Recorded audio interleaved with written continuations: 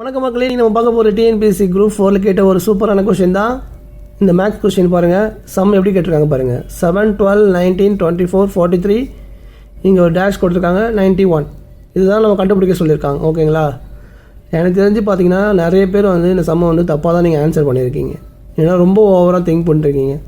ரொம்ப அது மாதிரி திங்க் பண்ணலாம் தேவையில்லை. ரொம்ப சிம்பிள் தாங்க இந்த சம்மை. கொஞ்சம் லாஜிக்காக திங்க் பண்ணாலே போதும், ஈஸியாக வந்து ஆன்சர் பண்ணிட்டு போயிட்டே இருக்கலாம்.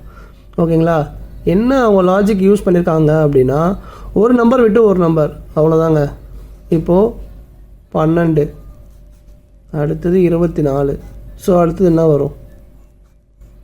இவ்வளோ தான் லாஜிக். ஒன்றும் இல்லை, 12 வந்து 24 ஆகிருக்கு, டபுளாக இருக்குது. அப்போ 24 என்னவா ஆகும்? 48 ஆகும். ஓகேங்களா? புரியுதுங்களா? ஸோ 12 டபுளாக இருக்குது 24. ஓகேங்களா? அப்போது 24 டபுள் ஆகணும். 24 × 24 என்ன வரும்? 48. Option C. ஓகேங்களா? இவ்வளோ தாங்க சிம்பிள். இது மாதிரி வந்து சம் வந்து சிம்பிளாக இருக்கும். நம்ம தான் வந்து கொஞ்சம் லாஜிக்காக திங்க் பண்ணணும். ஓகேங்களா? யாரெல்லாம் கரெக்டாக ஆன்சர் 48 போட்டிங்க அவங்களாம் கரெக்டாக கமெண்ட் பண்ணுங்கள்.